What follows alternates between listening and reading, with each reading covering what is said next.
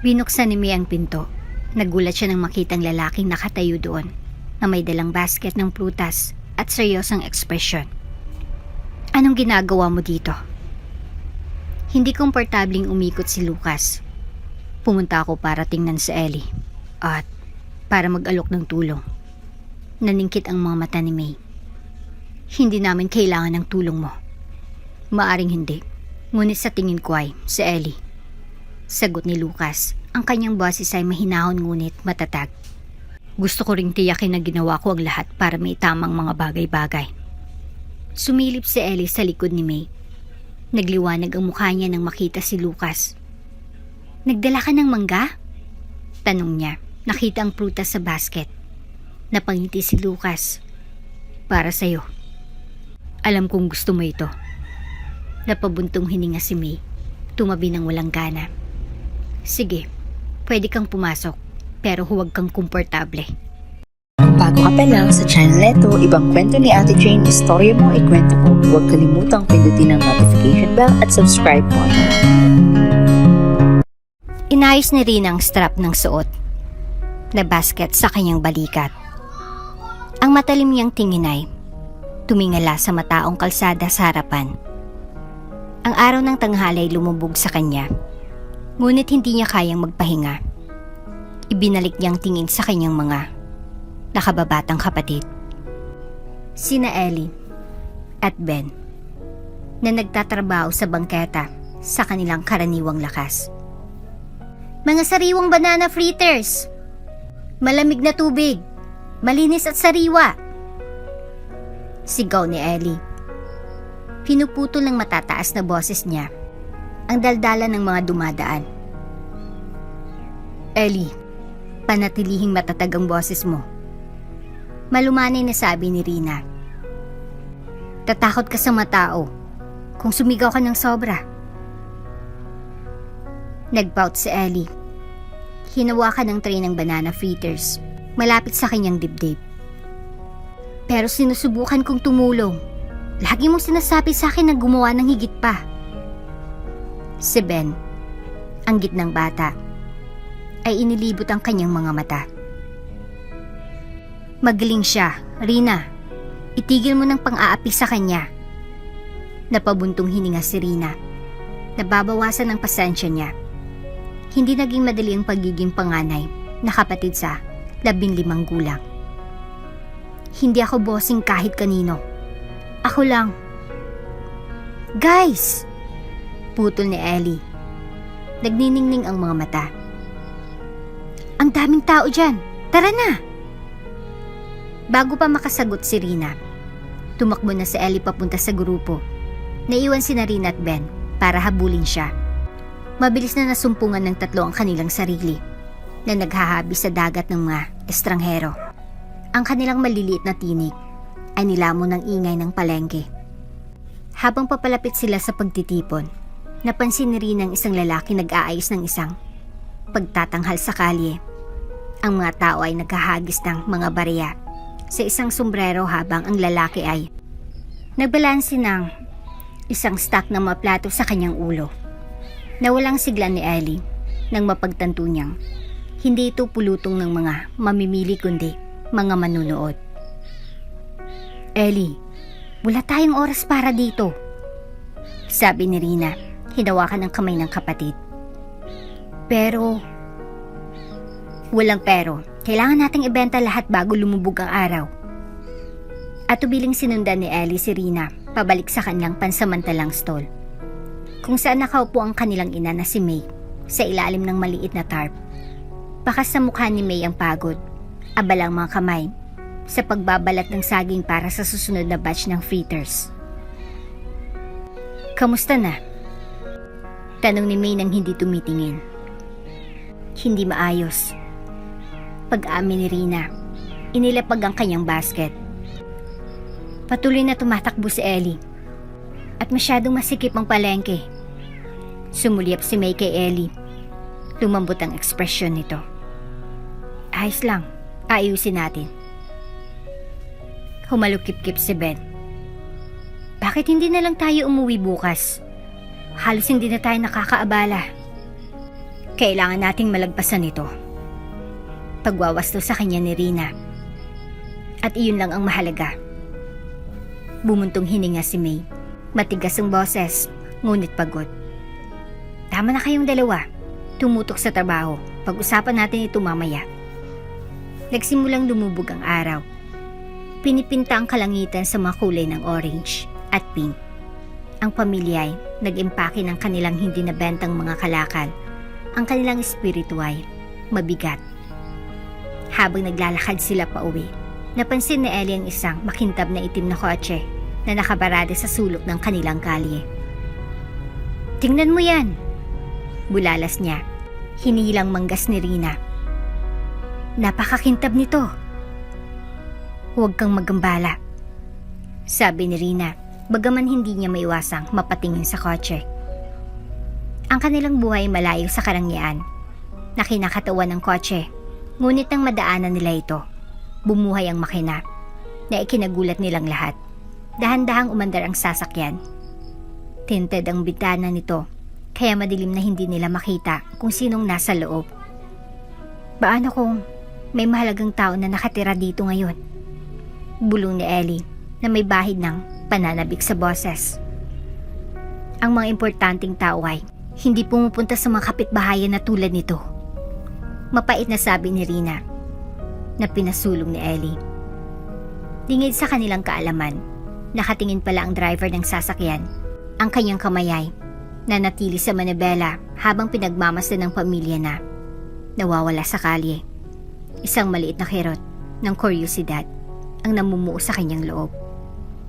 Habang lumalalim ang gabi at nanirahan ang pamilya sa kanilang simpleng tahanan, wala ni isa sa kanila ang nakakaalam kung gaano kalaki ang pagbabago ng kanilang buhay sa mga darating na araw. Nakatitig si Rina sa kisame. Tumakbo ang isip niya sa pag-aalala. Bukas ay isa na namang araw ng kawalan ng katiyakan at pakikibaka. Hindi niya alam, ang makintab na itim na kotseng iyon ay malapit nang maging sentro ng kanilang nakamamatay na pagtatagpo. Nabasag ng araw sa umagang maninipis na kortina ng kanilang simpleng tahanan. Gising na si Rina, naghanda ng mga gamit para sa araw na iyon habang ang kanyang mga kapatid ay dahan-dahang gumalaw mula sa kanilang pinagsasaluhang banig. Tahimik na umungol si May habang nagpreprito ng banana fritters. Ang kanyang mga kamay ay gumagalaw ng ritmo sa kabila ng pagod na nakaukit sa kanyang mga tampok. "Halika, Ellie. Ben, gumalaw ka na." Udyok ni Rina, hinihimas ang mga kapatid. "Kailangan nating umalis ng maaga para mahuli ang mga tao sa merkado." Napaungol si Ellie pero sumunod naman. Mabilis na hinilang suot nitong tsinelas. Si Ben, na palaging mas mabagal sa pagbangon, ay kinaladkad ang kanyang sarili sa kanyang mga paa. Bumubulong sa kanyang hininga tungkol sa kung gaano hindi patas na kailangan nilang magtrabaho araw-araw. "Hindi patas ang buhay, Ben." Putol ni Rina. Ngunit hindi tayo maaaring umupo sa paligid na naghintay na mangyari ito. Sinamaan siya ni May nang nagbabantang tingin. "Rina, hayaan mo na siya. Pagod na ang lahat." Habang sila'y paalis, ang malansang ay tahimik pa rin. Ang liwanag ng madaling araw ay nagbibigay ng mahabang anino. Dala ni Rina ang kanyang basket ng banana fritters. Si Ellie ay may hawak na tray ng mga inumin at kinaladkad ni Ben ang kanyang mga paa, hawak ang isang maliit na bag ng mga barya para sa sukli. Lumipas ang araw sa isang malabo ng malalakas na boses. Tumatawad ng mga customer at ang tuloy-tuloy na nagaslas ng mga barya na tumatama sa mga lata. Pagsapit ng tanghali, manipis na ang pasensya ni Rina. Nabuhos ni Ellie ang kalahati ng kanyang mga inumin. Nakipagtalo si Ben sa isang customer at ang kanilang mga bentay mababa sa average. "Pupunta ako sa kabilang bahagi ng palengke," anunsyo ni Ellie. Namumulang mukha niya sa pagkadismaya. "No, hindi pwede." Matalim na sabi ni Rina. "Manatili ka kung saan ka namin makikita." "Hindi ako bata." Napaatras si Ellie.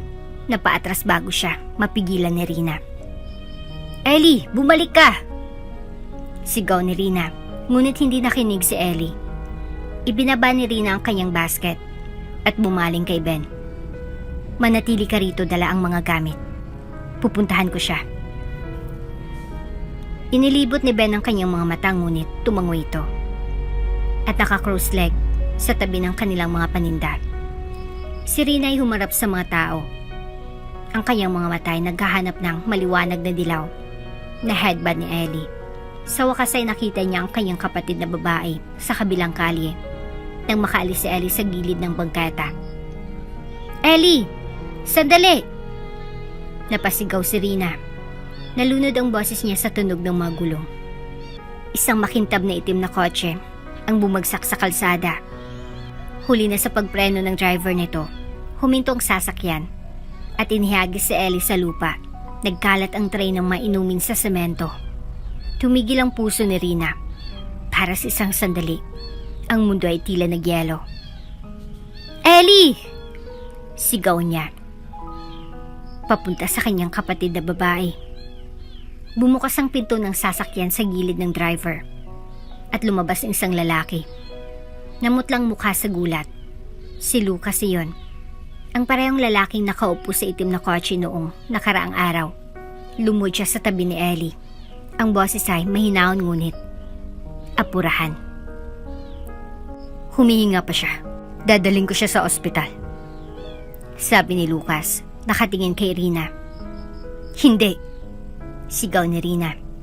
Hindi ka namin kilala. Hindi nakipagtalo si Lucas. Marahan niyang hinawakan si Ellie at dinala sa kotse. Maaari kang sumama sa akin, ngunit pupunta tayo ngayon. Isang segundong nag-alinlangan si Rina bago tumango. Ang takot niya sa kaligtasan ni Ellie ay pumaibabaw sa kanyang kawalan ng tiwala. Sumakay siya sa kotse. Ang bilis ng tibok ng puso niya patungo sa pinakamalapit na ospital. Sa sterile na emergency room, lumipas ang oras. Kinakabahan si Lucas habang nakaupo si Rina na nakakuyom ang mga kamay sa kandungan. After what feel like an eternity, nilapitan sila ng isang doktor. Stable siya. Ilang pasalang at may inang concussion. She'll need rest. But she'll be fine.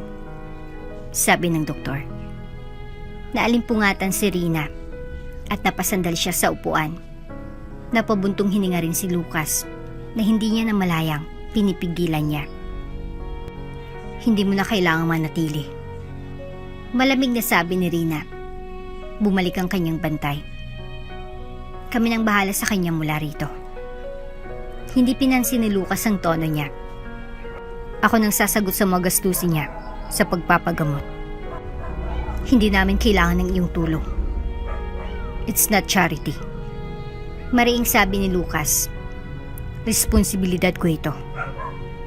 Bago pa makasagot si Rina, dumating si May sa ospital. May halong gulat at galit ang muka. Anong nangyari? Wika niya. Bumuka ang bibig ni Rina para magpaliwanag. Pero si Lucas ang unang nagsalita. Hindi ko sinasadyang mabangga kong iyong anak ng aking kotse. Stable na siya ngayon at sinasagot ko lahat ng gastos.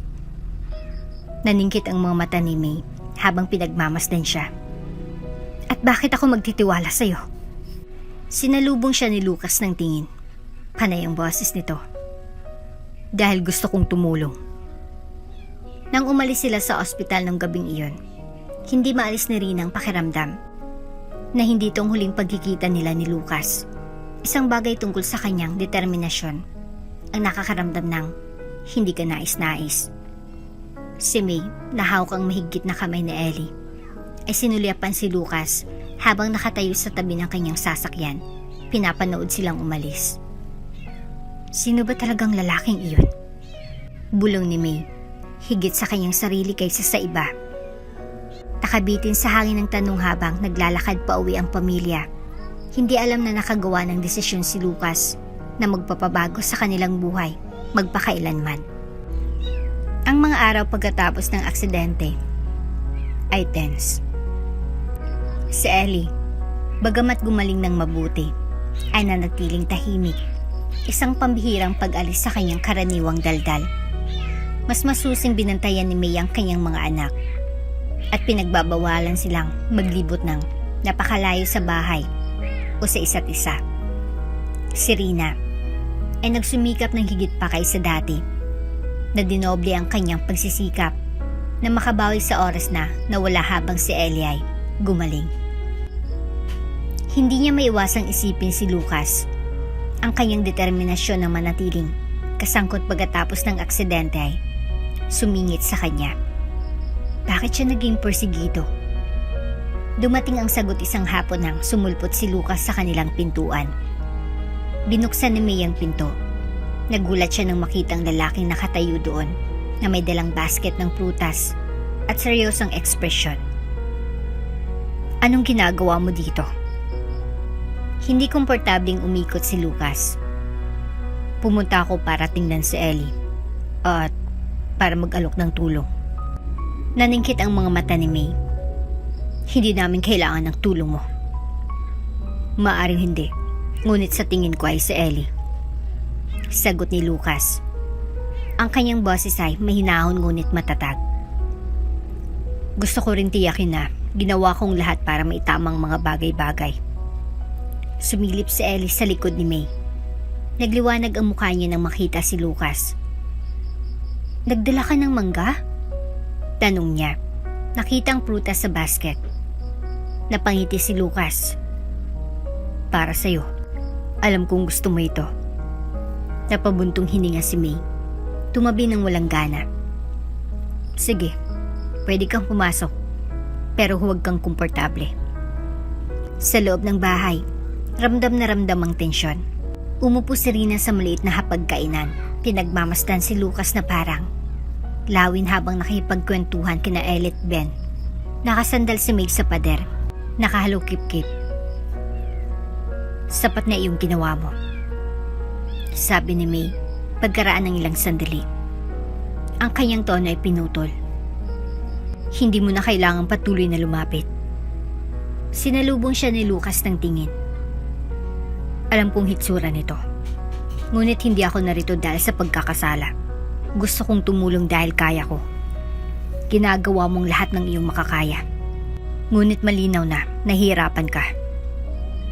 Umigting ang labi ni May. Nakaya namin ito nang walang tulong ng sinuman. Hindi namin kailangan ng tulong ng iba. Hindi ito kawang gawa. Matigas na sabi ni Lucas. Ito ay isang pagkakataon. Mayroon ako isang sakahan na nangangailangan ng pamamahala at kailangan mo ng katatagan. Nag-aalok ako ng trabaho, tahanan, at pagkakataon para sa iyong mga anak na tumuon sa pagiging bata. Natahimik ang kwarto. Humigpit ang hawak ni Rina sa kanyang baso habang pinag-aaralan si Lucas. Hindi siya mukhang isang tao na may lihim na motibo, ngunit ang kanyang alokay tila napakahusay upang maging totoo. Bakit tayo? Diretsong tanong ni Rina. Hindi mo nga kami kilala. Saglit na nag-alinlangan si Lucas bago sumagot. Siguro hindi kita kilala. Pero nakikita ko mga taong mas nararapat. At makakatulong ako. Iyon lang ang naroroon. Napatingin si May sa mga anak niya. Tapos kay Lucas. Gusto niyang tumanggi. Paalisin siya. At panatilihing hindi nagbabago ang buhay ng kanyang pamilya. Ngunit ang ngiti ni Ellie habang hawak niyang mangga ay ang kislap ng pag-asa sa mga mata ni Ben ay napatigil sa kanya. Kailangan ko ng oras para pag-isipan ito. Sa wakas ay sinabi ni May, gawin ang lahat ng oras na kailangan mo. Sabi ni Lucas, nakatayo. Ngunit alamin ng aking alok ay tunay. Pag-alis niya, sinundan siya ni Rina sa pintuan. Kung nagsisinungaling ka o may hidden agenda ka, malalaman ko. Lumingon si Lucas sa kanya. Hindi mabasang ekspresyon nito. Wala kong aasahan na mas mababa. Nang gabing iyon, natutulog si May. Nagre-replay sa kanyang isipan ang mga salita ni Lucas. Ang kanyang mga anak ay karapat-dapat sa isang mas mahusay na buhay. Ngunit maaari ba siyang magtiwala sa isang estranghero upang iligtas ito? Hindi niya maalis ang pakiramdam na ang pagsasabi ng oo ay magbabago sa lahat. Sa mabuti, umas masahol pa. Samantala, nakaupo si Lucas sa kanyang sasakyan, nakabarada sa gilid ng kanilang lugar. Napatitig siya sa dashboard, umigting ang panga. Kailangan nilang malaman. Bulong niya sa sarili, ngunit kailangan ng tamang oras. Inabot niyang litrato sa kanyang glove compartment, ang mukha ng isang babae na nakangiting pabalik sa kanya. Isang babaeng mukhang pamilyar kay May. Tumayo si May sa tabi ng bintana kinaumagahan. Nakatingin sa makipot na kalye, gulong-gulo ang maisip niya. Ang alok ni Lucas ay parang isang pagtakas mula sa kanilang walang katapusang cycle ng kanilang pakikibaka. Ngunit hindi madali ang pagtitiwala sa kanya. Isang estranghero na sumulpot ng wala saan. Nag-aalok ng mga solusyong masyadong perpekto para paniwalaan. Hindi ito bagay sa kanya. Sa kanyang likuran, maras na bumubulong si Rina kay Ben. Hindi namin siya papayagan. Ang lalaking ito, si Lucas, may tinatago siya. Bakit gagawin ng sino man ang lahat ng ito para sa mga taong halos hindi nila kilala? Paranoid ka lang. Ungol ni Ben habang nakatingin sa lumang deck ng mga baraha na binabasa niya. Kung ang ibig sabihin nito ay hindi na magbenta ng banana fritters sa araw, I'm all for it. Lumingon si May sa kanila, seryoso ang ekspresyon. Kayong dalawa, tama na. Wala pa akong napagdesisyonan. Mag-usap tayo ngayong gabi bilang isang pamilya. Nang gabing iyon, umupo silang anim sa paligid ng kanilang maliit na hapagkainan. Pabigat ang hangin sa pag-asa. Ipinaliwanag ni May ang alok ni Lucas. Ang kanyang tono ay neutral. Ngunit ang kanyang mga mata ay kumikislap sa pagdududa. Agad na lumiwanag ang mukha ni Ellie. Pwede ba tayong manirahan sa bukid? Kasamang mga hayop at lahat? Hindi ito bakasyon, Ellie. Putol ni Rina. Gusto niyang magtrabaho tayo doon. So ano? Binatukan ni Ben. Mukhang mas maganda ito kaysa sa ginagawa natin ngayon. Wala akong tiwala sa kanya. Diretsong sabi ni Rina. May mali sa buong bagay na ito. Nagtaas ng kamay si May para patahimikin sila. Karapatang mag-ingat si Rina. Ngunit si Lucas ay naging mabait mula nung aksidente. Paano kung ito ay isang daya, nanay? Wika ni Rina. Nag-alinlangan si May. Pagkatapos, sa pagtataka ng lahat, nagsalita si Ellie. Ang kanyang boses ay mahina ngunit matatag. Tinulungan niya ako nung nasaktan ako. Hindi niya kailangan ngunit ginawa niya. Sa tingin ko dapat natin siyang bigyan ng pagkakataon. Natahimik ang kwarto. Tumingin si May sa kanyang mga anak. Tinitimbang ang kanilang pag-asa laban sa kanyang mga takot. Sa wakas, bumuntong hininga siya. Susubukan natin. Sabi niya. But if anything feels wrong, alis kami agad. Walang tanong-tanong. Kinabukasan, dumating si Lucas na may dalang pick-up truck. Ang likod ay natambak ng mga gamit.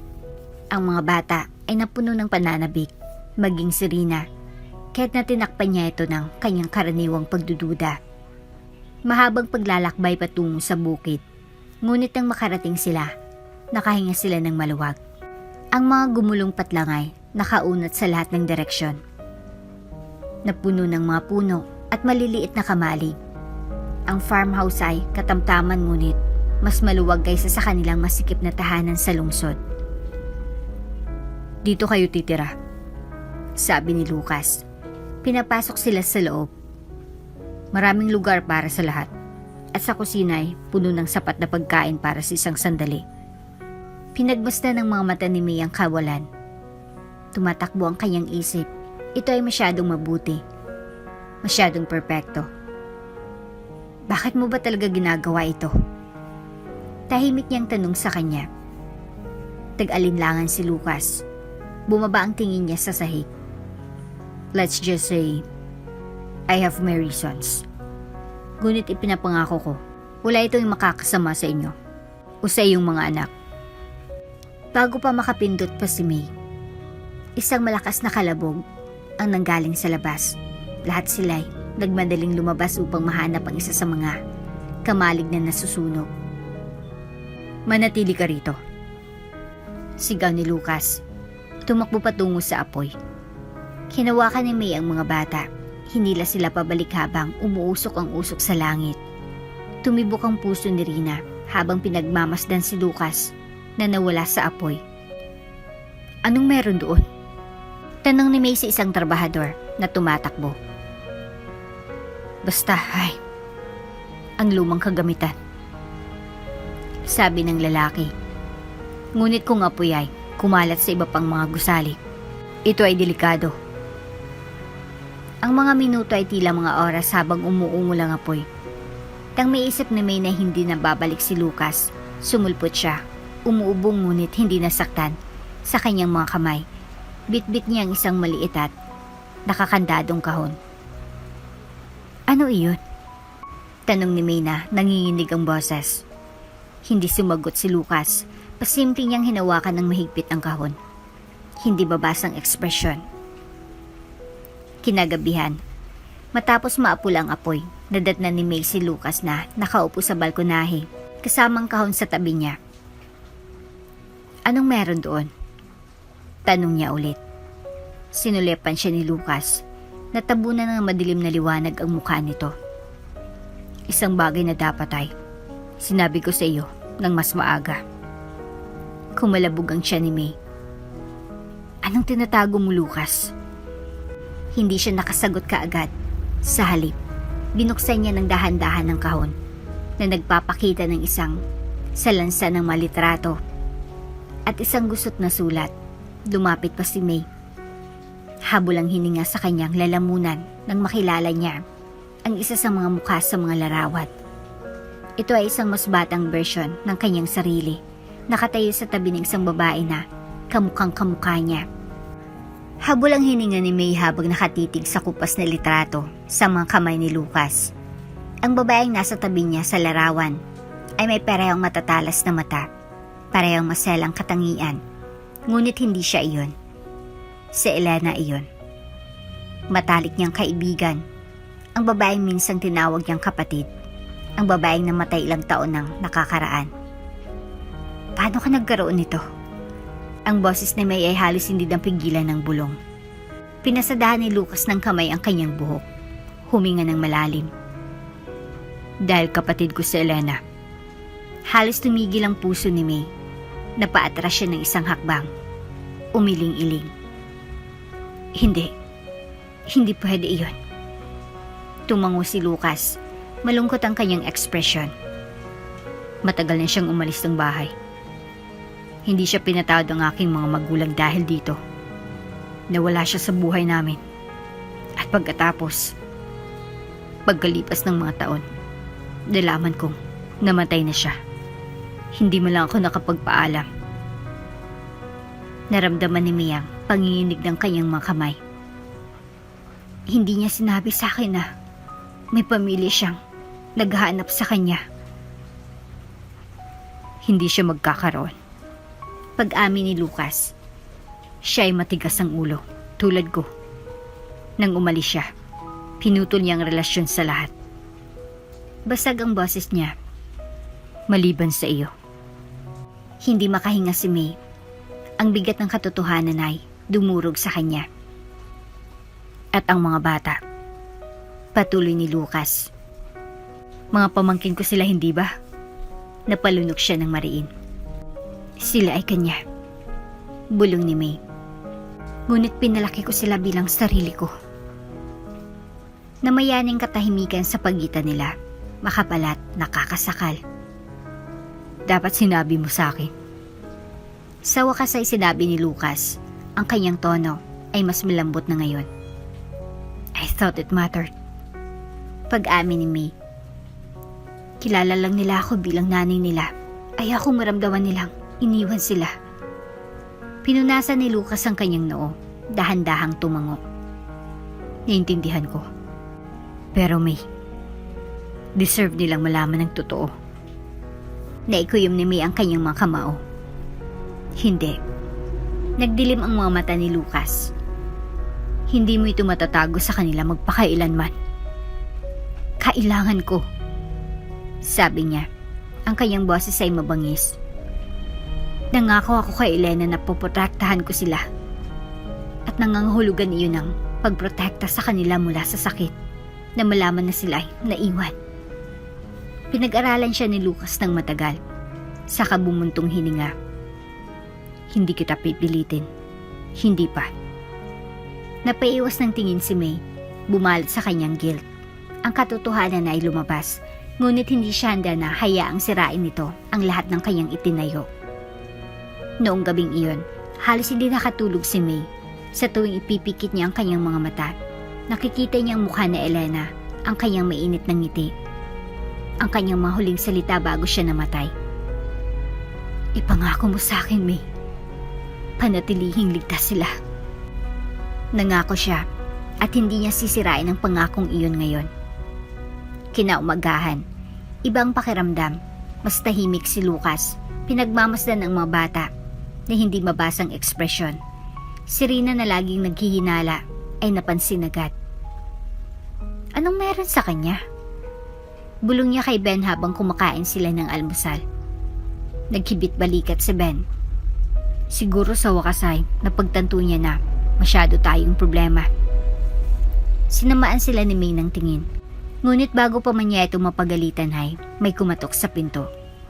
Binuksan ito ni Lucas at nanlamig ang dugo ni May nang makita niya kung sinong nakatayo doon. Isang matangkad na lalaki na may matalim na mata at magaspang na kilos. Isang lalaking hindi na gustong makita ni May. Si Mark. Hello, May. Mahina niyang sabi, nakasandal sa frame ng pinto. Miss mo ko? Naninigas si May. Anong ginagawa mo dito? Kumunot ang noo ni Lucas, sumulyap sa pagitan nila. Sino ito? Napangisi si Mark. Oh, hindi niya sinabi sa'yo? Ako ang ama ng mga bata. Tumibok ang puso ni May nang magbalitan ng mga mata si Rina at Ben. Ang nakaraan ay pinaglaban niya nang gusto upang ilibingay, nagbabalik lamang. Ang madaliri ni May ay pumulupot ng mahigpit na mga kamao sa kanyang tagiliran habang nakatitig kay Mark ang kanyang pulso. Ang patingin-tingin lang sa kanya ay nagbabalik ng mga alaala na matagal niya nang ibinaon. Mga alaalang ayaw niyang balikan. Napatingin si Lucas sa pagitan nila, naningkit ang mga mata. Ikaw ang ama ng mga bata? Ngumisi si Mark, pumasok sa loob ng hindi inanyayahan. Tama ka. Biglang tumayo si Rina na kanina patahimik na nagmamasid sa tensyon. Imposible iyon. Ibinaling ni Mark ang matalim na tingin sa kanya. Ito ba? Ang mga kamay ni Rina ay pumutok sa mga kamao. Kahit kailan hindi ka nandun. Kung ikaw ang ama namin, where the hell have you been? Si Ben, palaging tahimik, ay nakaupong naninigas. Ang kanyang mga matay lumilipad sa pagitan ni May at Mark. Huminga ng malalim si May. Pumagitna sa kanila. Mark, umalis ka na. Hindi ka bagay dito. Madilim na tumawa si Mark. Nakakatuwa yan. Last time I checked. Mga anak ko sila. Nawalan ka ng anumang karapatan sa kanila. Taon nang nakalipas. Putol ni May. Ayaw ni Elena na malapit ka sa kanila. At ako rin. Lumakas ang ekspresyon ni Lucas. Kailangan mong magpaliwanag. Ngayon. Napalunok ng mariin si May. Hindi niya ginustong magkaroon ng ganitong pag-uusap, lalo na sa harap ng kanyang mga anak. Pero hindi naghintay si Mark. Dapat sinabi sa akin nung namatay si May. Sabi ni Mark. Nawala sa kanyang boses ang bahagyang pagmamataas nito. Nararapat kong malaman. She didn't deserve anything. Sambit ni May. Umalis si Elena dahil sa'yo. Tumakbo siya para protektahan sila. At nang wala na siya, ginawa kong gusto niya. Ako mismo nagpalaki sa kanila. Napawi ang ngisi ni Mark sa unang pagkakataon. Mukhang siya talagang apektado. Hindi ko alam. Nag-alab ang galit ni May. Iyon ay dahil hindi ka nagmamalasakit. Na malaman. Nakakabingi ang sumunod na katahimikan. Tinitigan ni Narina at Ben ang kanilang ina. Hindi mabasa ang kanilang mga ekspresyon. Sa wakas ay nagsalita si Lucas. Nasusukat ang kanyang tono. Bakit ka nandito ngayon, Mark? Napabuntong hininga si Mark at hinimas ang batok. Nagkamali ako. Alam ko yun. Pero nandito ako ngayon para ayusin ang mga bagay-bagay. Napangisi si May. Hindi ka na makakapasok pagkatapos ng lahat ng mga taon na ito. At pagpapanggap na nagmamalasakit. Gusto ko lang ng pagkakataon. Sabi ni Mark, ang kanyang boses ay nakakagulat na sincero. Isang pagkakataon para makilala sila. Iyon lang. Malamig ang boses ni Rina. Hindi ka namin kailangan. Natigilan si Mark pero tumango. Deserve ko yan. Nanlilisik ang mga mata niya kay Lucas.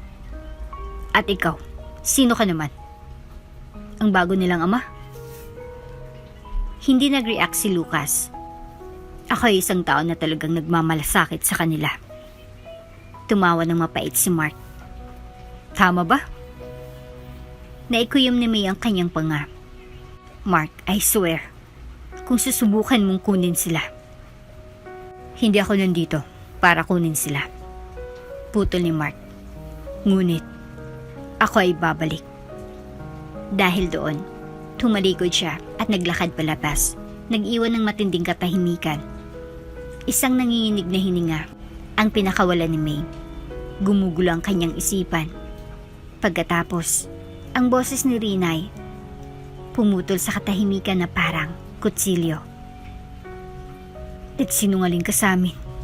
Bumagsak ang puso ni May nang humarap siya sa kanyang anak. Tahimik ang boses ni Ben ngunit puno ng pagtataksil. Sinabi mo sa amin na patay ng mga magulang namin. Napapikit si May saglit. Kinawa kong sa tingin ko ay pinakatama. Dapat sinabi mo sa amin. Bulong ni Rina. Napabuntong hininga si Lucas. Hindi pa ito tapos. Alam ni May na tama siya. Bumalik si Mark at may nagsabi sa kanya na hindi siya aalis ng ganun kadali. Nakakagigil ang katahimikan sa loob ng bahay. Ramdam ni May ang bigat ng mga tinig ng kanyang mga anak na parang bagyong sasabog na sa kanya. Nagsinungaling ka sa amin. Muling sabi ni Rina. Mas matalas ang boses niya sa pagkakataong ito. Hilaw sa pagtataksil. Parang natuyo ang lalamunan ni May. Ginawa kong lahat ng dapat kong gawin para protektahan ka. Kayo. Mula sa ano? Tanong ni Ben. Na matigas ang panga. Mula sa pagkakaalam ng katotohanan? From knowing that we have a father out there who just iniwan lang kami? Kumalabog ang tiyan ni May. Ben, hindi ganun kadali. Then make it simple. Putol ni Rina. Nakahalukip-kip. Sabihin mo sa amin ang totoo. Lahat ng ito ngayon. Tahimik na nakatayo si Lucas malapit sa pintuan. Ang kanyang presensya ay isang matatag na pwersa sa gitna ng kaguluhan. Alam ni May na hindi siya makikialam maliban kung kinakailangan. Ngunit ramdam niya ang titig na tumihimok sa kanya na maging tapat. Napalunok siya ng mariin. Ang iyong ina, si Elena, ay aking matalik na kaibigan. Siya at si Mark ay magkasama minsan. Ngunit ang mga bagay, naging masama. Hindi siya palagi ang lalaki nakikita mo ngayon. Mas malala siya. Napailing si Rina. Anong ibig mong sabihin? Napabuntong hininga si May. Hinawakan ang gilid ng mesa. Nakokontrol niya. Manipulative. Nung pinagbubutis ka ni Elena. Rina, hindi siya masaya. Gusto niyang mawala ka. Napabuntong hininga si Ben. Ang kanyang mga kamay ay namumuo sa mga kamao. Tumanggi si Elena. Patuloy ni May. Gusto niyang panatilihin kayong lahat. Pero hindi nagbago si Mark. Lumala siya. Kaya isang gabi, nung buntis siya kay Ellie, tumakbo siya. At hindi na siya lumingon pa. Mukhang nahintakutan si Rina, pero matigas pa rin ang boses niya. So hindi niya kami ginusto? Nag-alinlangan si May. Baka, akala niya. Ngunit hindi sa paraang dapat ang isang tunay na ama. Hindi mabasa ang mukha ni Ben. At ang nanay namin. Siya lang, namatay. Napabuntong hininga si May. Ito ang bahaging pinakaayaw niya. Nagkasakit siya. Bulong ni May. Lumaban siya ng gusto. Ngunit sa oras na sinabi niya sa akin, huli na ang lahat. Biglang nagsalita si Ellie na kanina patahimik. Kaya inalagaan mo kami. Tumango si May, namumuo ang emosyon sa kanyang dibdib. Dahil minahal ko siya. Dahil nakiusap siya sa akin na protektahan kayo. Naningkit ang mga mata ni Rina. Ngunit umiwas siya ng tingin. Nakakuyumang panga. Umupo si Ben. Hinihimas ng kanyang mga kamay ang kanyang mga templo. Pinunasan ni Ellie ang kanyang mga mata sa kanyang manggas. Sa wakas ay binasag ni Lucas ang katahimikan. Hindi titigil si Mark. Lumingon sa kanya si May. Alam ko. Tumingala si Rina. So anong gagawin natin ngayon? Huminga ng malalim si May. We move forward. We don't let him drag us back to the past. Mapait ang boses ni Ben. At kung susubukan niya, nagdilim ang ekspresyon ni May. Kung ganun ay, pigilan natin siya. Tumango si Lucas. Hindi mo gagawin mag-isa. Gustong maniwala ni May, ngunit sa kaibuturan niya, alam niya, hindi pa ito tapos. Hindi sa isang mahabang pagbaril. At nakaramdam siya ng kakilakilabot na pakiramdam na ang pagbabalik ni Mark ay simula pa lamang. Halos hindi nakatulog si May ng gabing iyon. Ang bigat ng kawalan ng tiwala sa kanyang mga anak ay sumakit sa kanya. At ang pagbabalik ni Mark ay parang isang madilim na ulap na nakasabit sa kanilang marupok na bagong buhay. Umupo siya sa tabi ng mesa sa kusina. Nakatingin si isang umuusok na tasa ng kape na wala siyang balak inumin. Tahimik ang farmhouse, ngunit malalim ang kanyang iniisip. Tapos may kumatok sa pinto. Isang mabagal, sinasadyang katok. Naninigas si May. Masyadong maaga para sa mga bisita. Agad namang bumangon sa couch si Lucas, na kanina pagising. Nagtama ang mga mata nito sa kanya, seryoso at alerto. Bubuksan ko. Bulong niya. Hinawakan ni May ang braso niya bago pa siya makagalaw. Mag-ingat ka. Bahagyang tumango si Lucas at tumakbang patungo sa pinto. Tensyonado ang tindig niya nang buksan niya ito. Nanigas ang buong katawan niya. Mark. Ngunit hindi siya nag-iisa.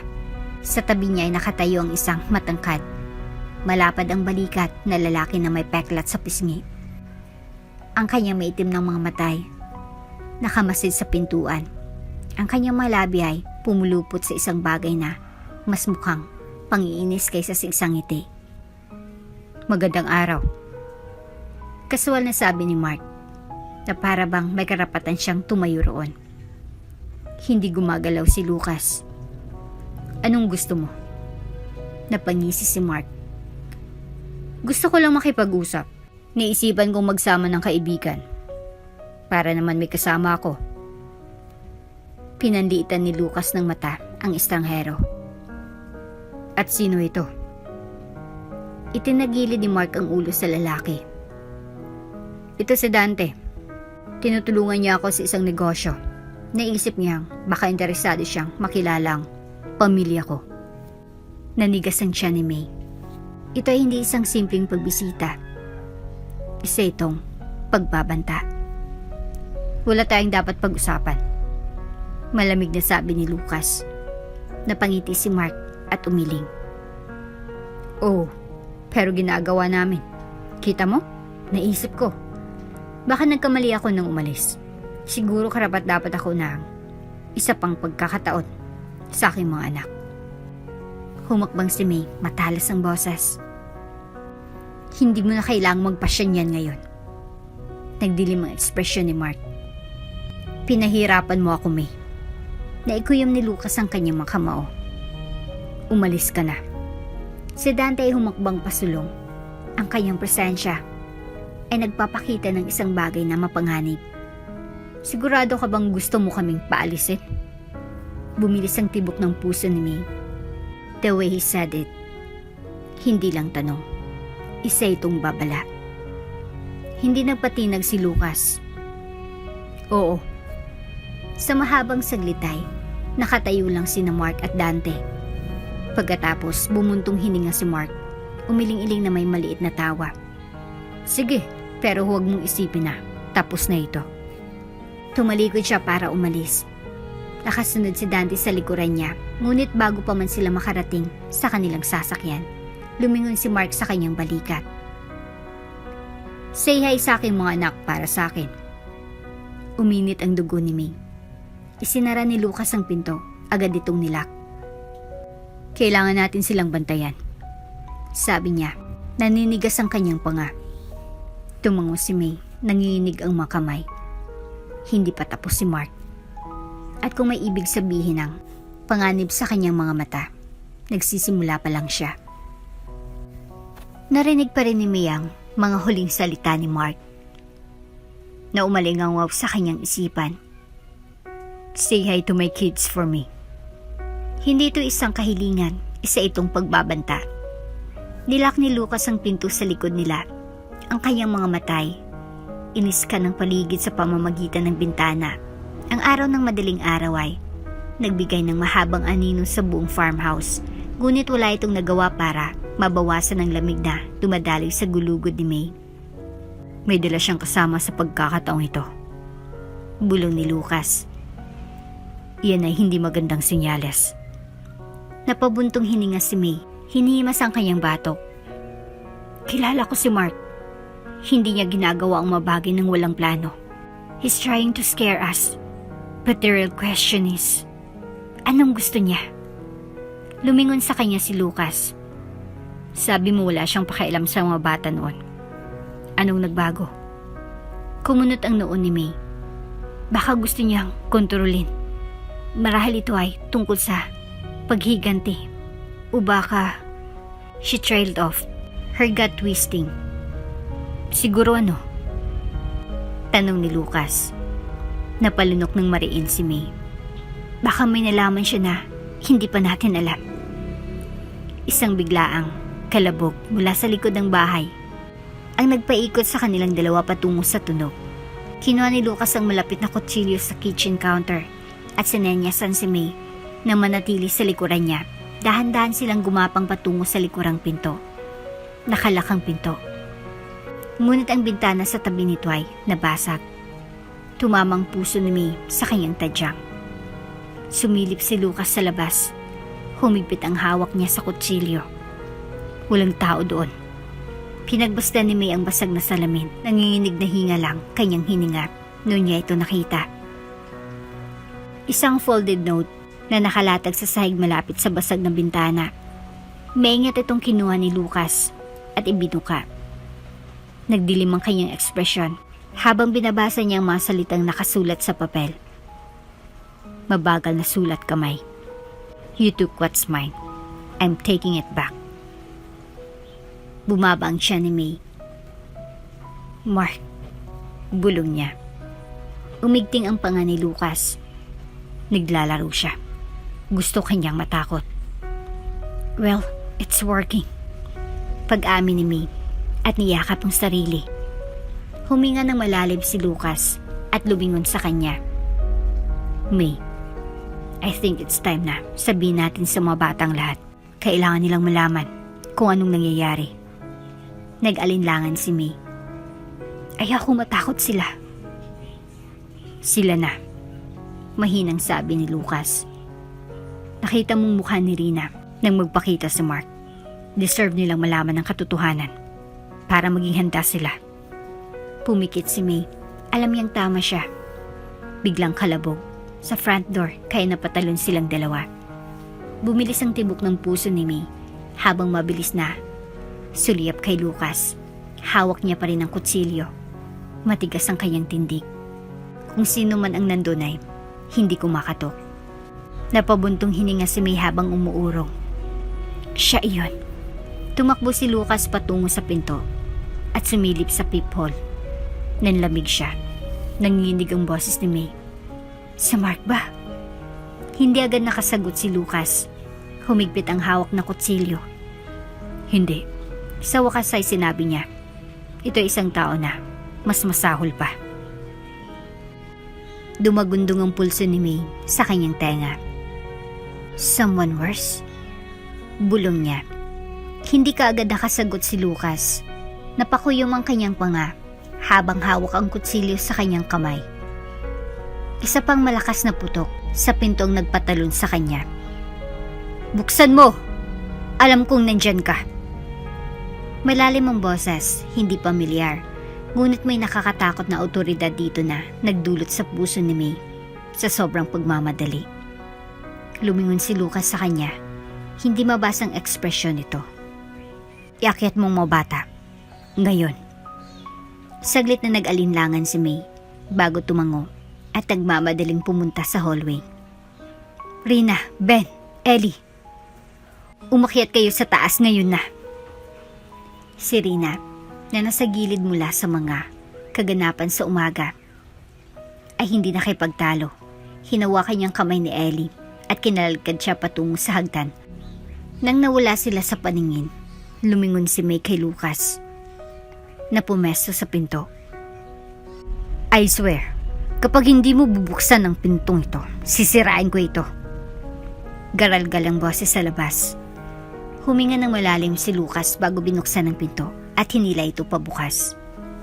Nakatayo sa pintuan isang lalaking hindi pa nakikita ni May. Matangkad, parang pader, at puno ng mga galos. Ang kanyang maitim ng mga mata ay unang dumako kay Lucas. Pagkatapos ay lumapit kay May. Tinatasa siya sa isang intensity na nagpagapang sa kanyang balat. Hinawakan ni Lucas ang kanyang mga balikat. Sino ka? Ngumisi ang lalaki. Hindi ako pinakilala ni Dante. Ang duwag ay mahilig magpadala ng mga mensahe ngunit hindi siya mismong naghatid nito. Bumaba si Dante kasama ni Mark. Anong gusto mo? Tanong ni Lucas. Ngumising lalaki.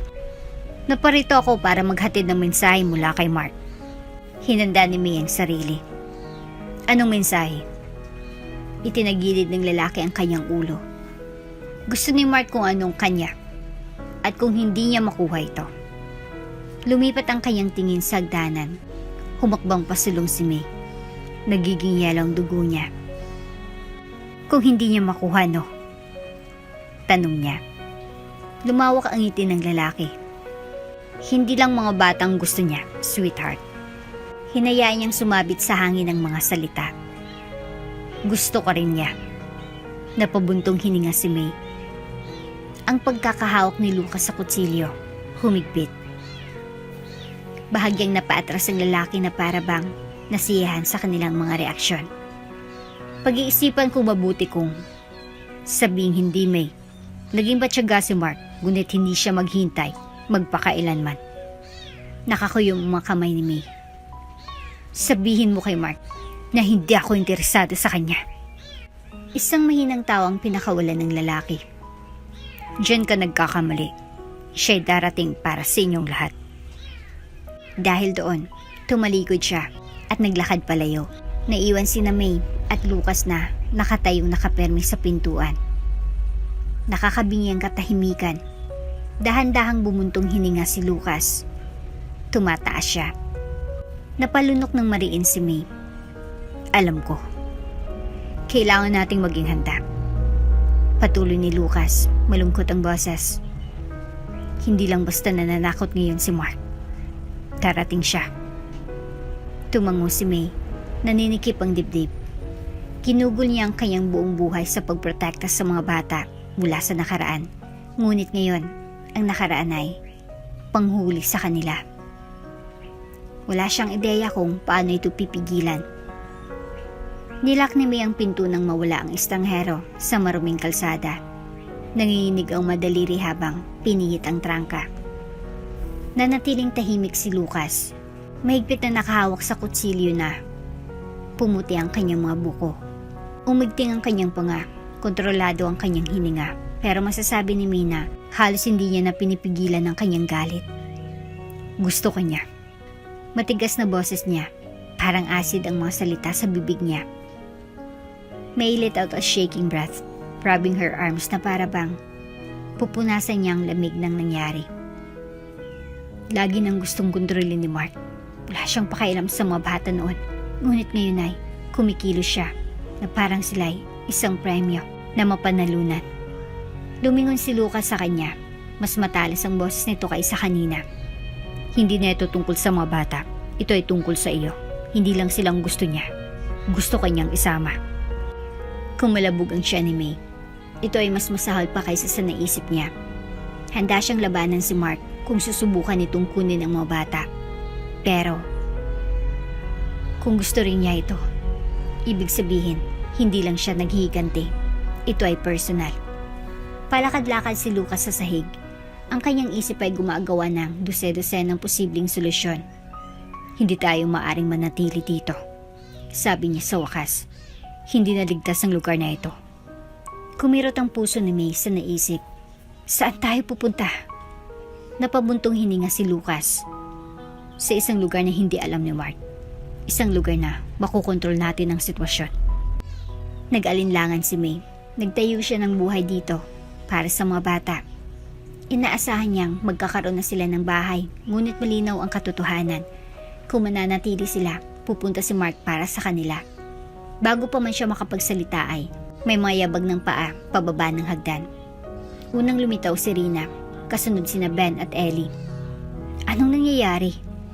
Tanong nila. Narinig namin ang lahat. Sinulyapan ni May si Lucas, ngunit bago pa man makabuo ang alinman sa kanila ng isang malambot na bersyon ng katotohanan, pinutol ni Ben. Pupunta siya para sa atin, hindi ba? Panay ang boses niya, pero kitang-kita ni May ang takot sa mga mata niya. Tumango si May, nandidiri sa paraan ng pagdilim ng kanilang mga mukha sa kumpirmasyon. Kailangan nating umalis. Simpleng sabi ni Lucas. Humalukip-kip si Rina. Hindi. Nanlaki ang mga mata ni May. Rina. Hindi. Muling sabi ni Rina, mas malakas na ang boses sa pagkakataong ito. Pagod na kami sa pagtakbo. Pagod na kaming laging nagtatago sa nakaraan. Tumango si Ben bilang pagsang-ayon. Hindi tayo maaaring patuloy na tumakbo, magpakailanman. Kumunot ang noo ni Lucas. Ang pananatili dito ay nangangahulugan ng pakipaglaban sa isang labanan na hindi natin handa. Nagniningning ang mga mata ni Rina. Pagkatapos ay maghanda tayo. Napabuntong hininga si May. Hindi mo alam ang sinasabi mo. Oo, gusto ko. Nakakuyom ang mga kamao ni Rina. Gusto kong lumaban. Gusto kong tapusin ito. Nabalot ng katahimikan ng silid. Lumingon si Lucas kay May. Hindi mabasang ekspresyon nito. Hindi siya nagkakamali. Napalunok ng mariin si May. Ang kanyang buong buhay ay binuo sa paligid ng pagprotekta sa mga batang ito. Pero ngayon, gusto nilang protektahan siya. Isang malamig na bugso ng hangin ang dumaan sa sirang bintana. Dala nitong amoy ng usok, mahina, ngunit kakaiba. Biglang lumingon si Lucas. Nagbago ang kanyang ekspresyon. Naamoy mo ba iyan? Bulong niya. Nanlaki ang mga mata ni May nang lumingon siya sa bintana. Usok. Tumakbo siya sa likod ng pinto at binuksan niyon. Nabara ang kanyang hininga sa kanyang lalamunan. Sa di kalayuan, lampas ng mga kamalig at mga kabukiran ng trigo, isang apoy ang kumakalat. Nagsimula itong malapit sa linya ng puno. Dahilan ng maliwanag na orange na apoy, ang tuyong damo. Kumagapang patungo sa farmhouse na parang isang babala. Malungkot ang boses ni Lucas. Nandito siya. Naging yelo ang dugo ni May. Hindi na naghintay si Mark. Gumawa na siya.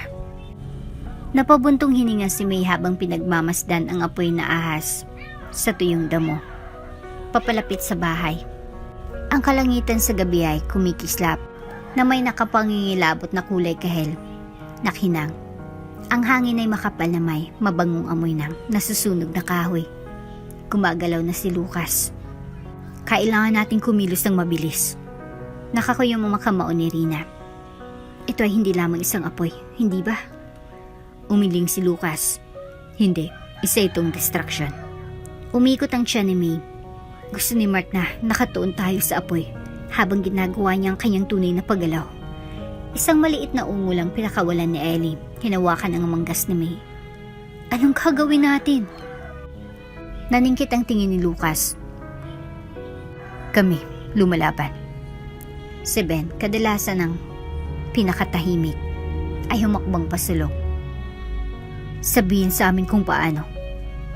Hindi nag-atubili si Lucas. Rina, Ben, tulungan mo akong pigilan ng apoy. Hindi natin ito hayaang makarating sa bahay. May, isama mo si Ellie. Sa loob, ilak ang mga pinto at manatiling mababa kung may mangyari. Tumakbo ka. Bumilis ang tibok ng puso ni May. Hindi kita iiwan dito ng mag-isa. Lumingon si Lucas sa kanya. Matigas ang boses nito. Kailangan natin hawakan ang linya, May. Kung magpanik tayo, talo tayo. Kinasusuklaman niya ito, ngunit alam niyang tama siya. Sa isang huling tingin sa kanya, hinawakan niyang kamay ni Ellie. Hinila papasok. Kaya niyang protektahan sila. Kinakailangan niya. Sa labas, hinablot ni na Lucas, Rina at Ben ang anumang makakaya nila.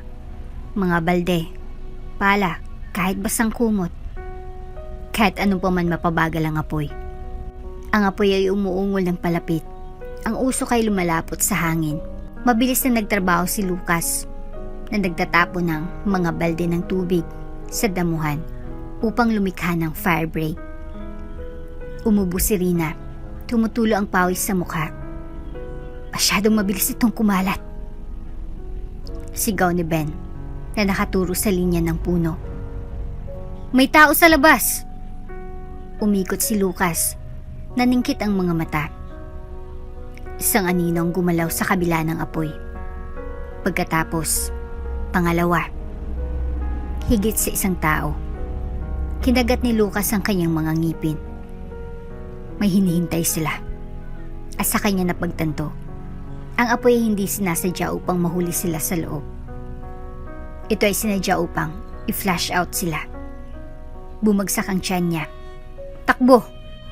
Pumasok kayo sa loob! Pero bago pa sila makagalaway, may kumalabog. Sa kanya mula sa likuran. Malakas na bumagsak si Lucas sa lupa. Kumatok ang hangin mula sa kanyang mga baga. Sigaw ni Rina. Lucas! Sinubukan ni Ben na sumugod sa kanyang tabi, ngunit isang magaspang na kamay ang humawak sa kanyang braso at hinila siya pabalik. Nagpumiglas si Lucas na itulak ang sarili, ngunit ang kanyang attacker, isang brutish na lalaki na may peklat na mukha ni Dante, ay pinigilan siya. Ngumisi si Dante. Sinabi sa iyo na si Mark ay hindi naghintay magpakailanman. Naging yelo ang dugo ni Lucas. Nasaan siya? Napangisi si Dante. Sa loob. Nanlaki ang mga mata ni Lucas sa takot. Sa bahay na si Mark. Sa loob ng farmhouse, tumayo si May nang bumukas ang pintuan sa harap. At nandoon siya. Mark. Ang kanyang madilim na tingin ay nagwalis sa silid. Na bumaling kay May at sa bata. Isang mabagal, satisfied smirk ang gumuhit sa kanyang mga labi. "Hello, May," sabi niya, humakbang pasulong. Pumesto si May sa harap ni Ellie, ang kanyang katawan. Nagsasanggalang sa kanya. "Umalis ka," duro niya. Humalakhak si Mark. "Tara na, huwag kang ganyan." Lumapit ang mga mata niya sa hagdan. Nasaan si Narina at Ben? Bumilis ang tibok ng puso ni May. Hindi dito. Napabuntong hininga si Mark. Yan ay isang kahiyan. Tapos bumalik yung smirk niya. Pero ikaw. Humakbang siya pasulong. Kinuha ni May ang pinakamalapit na bagay. Isang mabigat na lampara. At itinaas ito. Tumawa lang si Mark. May. Akala mo talaga kaya mo akong labanan? Papatayin kita. Bago kita hayaang kunin sila. Ngumiti si Mark. His expression turned dark. Nakakamatay. Yan ang gusto ko sa'yo, May. Bulong niya, humakbang papalapit. Lagi kang handang lumaban. Pero ito ang... May hinila siya mula sa likuran niya. Umakyat ang dugo ni May. Malamig. Isang baril. Napabuntong hininga si Ellie. Humigpit ang maliliit niyang daliri sa suot na sando ni May. Itinutok ni Mark ang sandata sa dibdib ni May. "Kaya mong lumaban?" Bulong niya. "Pero hindi ka mananalo." Napabuntong hininga si May sa kanyang lalamunan. Ang baril sa kamay ni Mark ay kumikinang sa ilalim ng madilim na ilaw ng farmhouse na nakatutok. Diretso sa kanyang dibdib. Sa likod niya, umiling si Ellie. Nanginginig ang mga maliliit niyang daliri. Pero hindi gumagalaw si May. Hindi siya umatras. "Hindi ka magpapaputok," sabi niya. Ang kanyang boses ay mas matalas kaysa sa bakal. Tumawa si Mark. Ikiniling ang kanyang ulo. "Parang sigurado ka." Mabagal na hakbang pasulong si May, nakatayo sa kanyang kinatatayuan. "Dahil kung gusto mo akong patayin, ginawa mo na."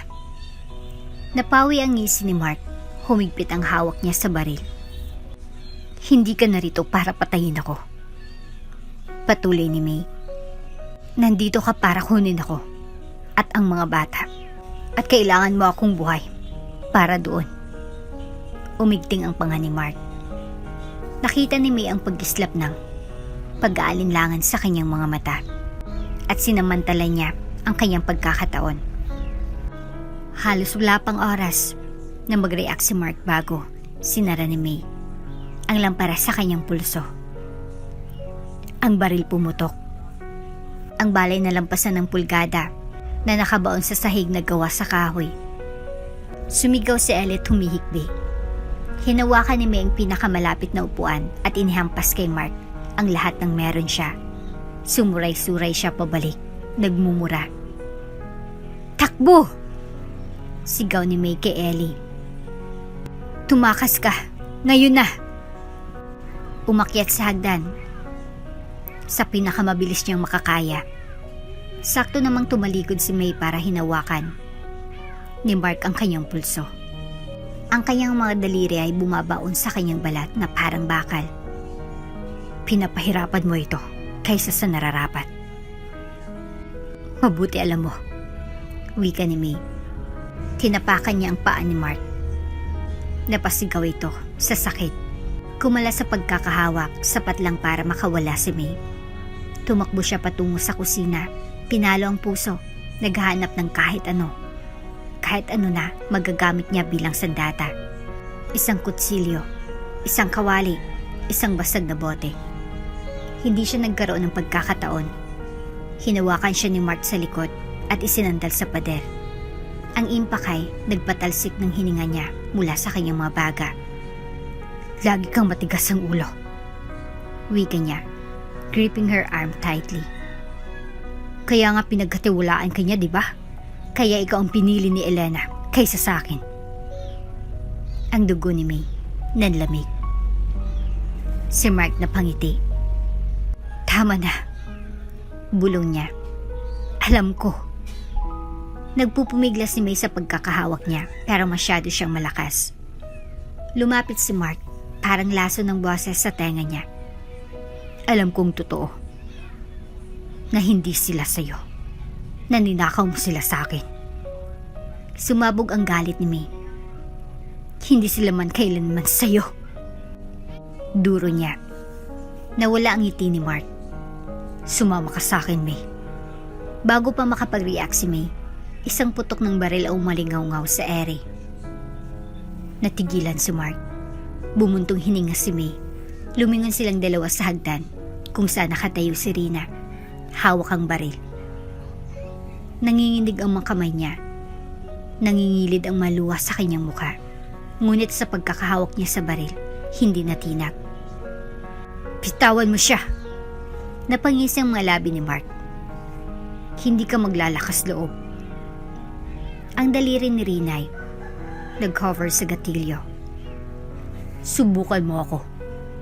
Nagdilim ang mamata ni Mark. Ibaba mo ang baril, Rina. Ang mga braso ni Rina nanginginig ngunit hindi niya ibinaba ang baril. May could see the conflict in her daughter's eyes. The fear. Ang galit. Huwag kang makinig sa kanya. Mahinang sabi ni May. Hindi mo kailangang gawin ito, Rina. Natawa si Mark. Oh, please. Wala sa kanyang babae. Nauyom ang panga ni Rina. Tapos, siya ay nagpaputok. Nag-echo sa buong bahay ang putok ng baril. Para sa isang saglit na segundo, ang oras ay tila nag-freeze. Isang matalim na hiningang pinakawala ni Mark. Ang kanyang katawan ay nanginginig habang ang balay tumama sa kanyang balikat.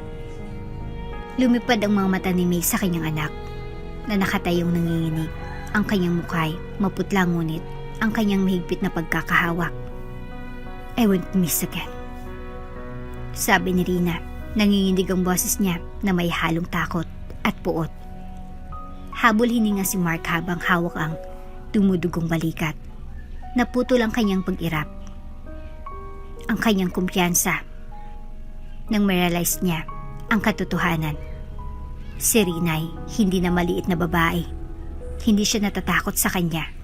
Nakita ni May ang pagbabago ng kanyang ekspresyon. Ang takot ay gumagapang. Tapos ka na, Mark. Sabi ni May, humakbang pasulong. Natalo ka. Hindi mo sila kontrolado. Hindi mo ginawa. Lumapit ang tingin ni Mark sa pintuan. Kinakalkula ang kanyang pagkakataong makatakas. Alam niya ang ingay ay magdudulot ng atensyon. Babalik si Lucas sa mga segundo. Dumating ang mga pulis. Napaawang ang labi niya sa frustration. Hindi pa ito tapos. Pinikit ni May ang kanyang mga mata. Oo, ito nga. Tiningnan siya ni Mark ng isang huling tingin pagkatapos kay Rina. Bago ito nauntog pabalik sa nakabukas na pinto. He clutched his bleeding shoulder, glaring, before bolting out into the night. Hindi siya hinabol ni May. Hinayaan niya siyang tumakbo. Dahil sa unang pagkakataon sa buhay niya, hindi na siya natatakot sa kanya. Dahan-dahang ibinaba ni Rina ang baril. Nanginginig ang katawan dahil sa adrenaline. Sumugod si May, niyakap ang kanyang anak. Tapos na. Bulong niya. Tapos na. Si Rina, nalaglag ang kanyang mga braso. Si Ellie ay tumakbo pababa ng hagdan. Ang maliit na niyang katawan ay bumangga sa kanila habang si Ben ay nakatayong naninigas. Ang kanyang mga matay nakatutok pa rin sa pinto sa kawalan ng laman kung saan naroon si Mark. Inabot siya ni May. Nag-alinlangan siya saka humampas sa yakap. Sa unang pagkakataon sa mahabang panahon, nadama nila na ligtas sila. Naging mapayapa naman ang farmhouse. Naapula ang apoy, inayos ni Lucas at ng mga manggagawang pinsala. Muling itinayo ang halos nawasak. Nawala si Mark. Naghintay si May ng balita para sa isa pang babala. Para sa isang bagay, ngunit walang dumating. Sinimula na siyang hanapin ng mga pulis. Ngunit alam ni May ang totoo. Hindi na siya babalik. Hindi pagkatapos ng nangyari noong gabing iyon. Hindi pagkatapos patunayan ni Rina na hindi na siya natatakot. Nakatayo si May sa may porch. Pinapanood si Rina at Ben na tinutulungan si Lucas sa mga kabayo habang naglalaro naman si Ellie sa field. Sa unang pagkakataon sa mga taon, nakaramdam siya ng kapayapaan.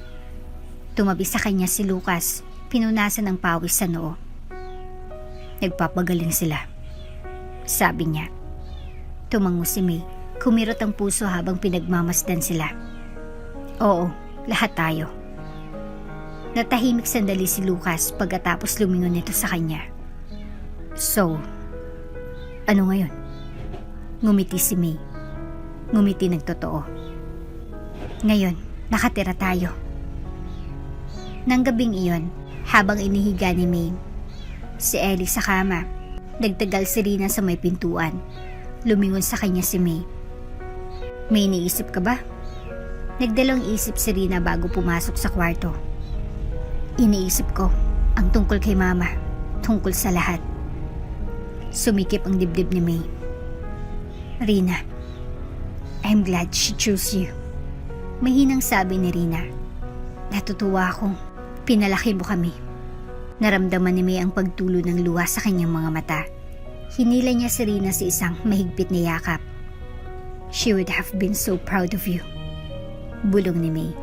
Ngumuso si Rina, hinihimas ang likod niya. Alam ko. Sa labas, habang kumikinang ang mga bituin sa itaas ng farmhouse, nakaupo si Lucas sa beranda. Binabantayan sila. Alam niya ang mga peklat ng nakaraan ay hindi magdamag. Ngunit sa ngayon, ligtas sila. Magkasama sila. Sa unang pagkakataon sa mahabang panahon. Sa wakas ay, libre na sila. At dito na nga po nagtatapos ang ating kwento. Hanggang sa muli. Shoutout nga pala kay Merlylin. Ang sabi niya, Happy weekend, Ate Jane. Thanks again for upload. Another amazing, wonderful, and beautiful story. Listening from Athens, Greece. God bless you and more power. Maraming salamat po, Ma'am Merlylin, sa walang sawang pakikinig sa aming mga kwento. Bago ka pa lang sa channel neto, ibang kwento ni Ate Jane, istorya mo, ikwento ko. Huwag kalimutang pindutin ang notification bell at subscribe button.